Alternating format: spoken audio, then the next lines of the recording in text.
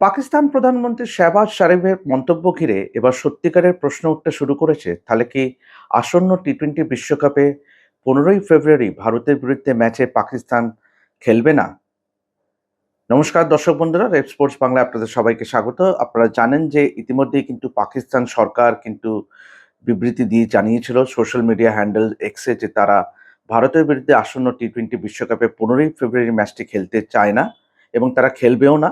এবং গতকাল রাতে পাকিস্তান প্রধানমন্ত্রী শাহবাজ শরীফ তিনি একটি মন্তব্য করেন যে তিনি পরিষ্কার করে দেন যে পাকিস্তান গভর্নমেন্টের স্টান্স যে তারা কোনোভাবেই কিন্তু 15ই ফেব্রুয়ারি ভারতের বিরুদ্ধে ম্যাচটি তারা খেলতে চায় না এবং this is by way of showing solidarity towards Bangladesh. তারা মনে করেন যে বাংলাদেশের বিরুদ্ধে আইসিসি যে পদক্ষেপটা নিয়েছে তা একেবারেই কিন্তু উচিত ছিল না এবং সেটা একেবারেই গ্রহণযোগ্য নয় এবং সেই জন্যই তারা ভারতের বিরুদ্ধে ম্যাচটি খেলতে চায় না। তবে এই মন্তব্যের মধ্যে কিন্তু পুরোপুরি রাজনীতির গন্ধ পাওয়া যাচ্ছে।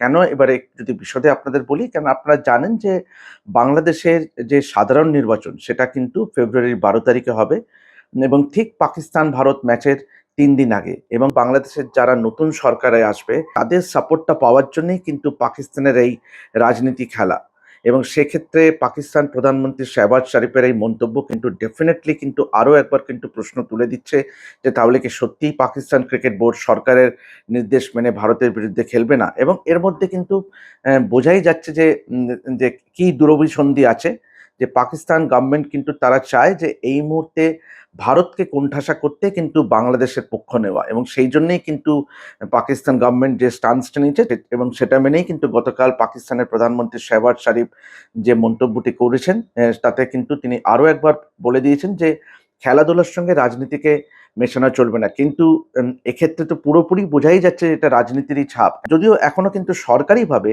পাকিস্তান ক্রিকেট বোর্ডের তরফ থেকে কিন্তু আইসিসিকে কিন্তু কোনো অফিসিয়াল মেল কিন্তু জানায়নি যে তারা ভারতের বিরুদ্ধে ম্যাচটি খেলবে না।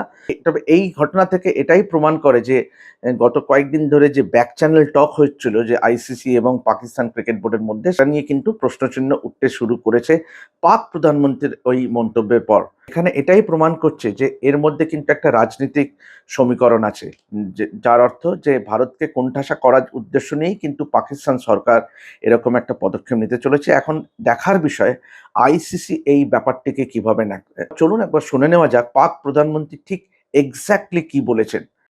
T20 वर्ल्ड कप जो है उस हवाले से हमने बड़ा वाज़ेह स्टैंड लिया है कि हम हिंदुस्तान के ख़िलाफ़ जो मैच है वो हम नहीं खेलेंगे, क्योंकि पाकिस्तान ने कहा कि ये खेल का मैदान है, ये सियासत नहीं है। खेल के मैदान में सियासत बिल्कुल नहीं होनी चाहिए। हमने एक बड़ा सोच समझ के हमने स्टैंड लिया है और इस हवाले से हमें बांग्लादेश के साथ पूरी तरह खड़े होना चाहिए इंशाअल्लाह। তো আপনারা শুনলেন পাক প্রধানমন্ত্রীর কথা। তো এভাবেই দেখতে থাকুন রেপ স্পোর্টস বাংলা এবং পাকিস্তান সংক্রান্ত যাবতীয় আপডেট, মানে তাদের খেলাকে কেন্দ্র করে যে তারা আদৌ খেলবে কিনা ভারতের বিরুদ্ধে 15ই ফেব্রুয়ারির ম্যাচটি আসন্ন টি-20 বিশ্বকাপে, সেই সব আপডেট নিয়ে অবশ্যই আমরা আপনাদের সঙ্গে শেয়ার করব যেই মুহূর্তে আমরা পাবো। তো এভাবেই দেখতে থাকুন রেপ স্পোর্টস বাংলা এবং টি-20 ওয়ার্ল্ড কাপ জুড়ে লাগাতার খবরের জন্য চোখ রাখুন আমাদের চ্যানেলে। আমি দেবাশিস আপাতত সাইন অফ করছি। দেখতে থাকুন রেপ স্পোর্টস বাংলা।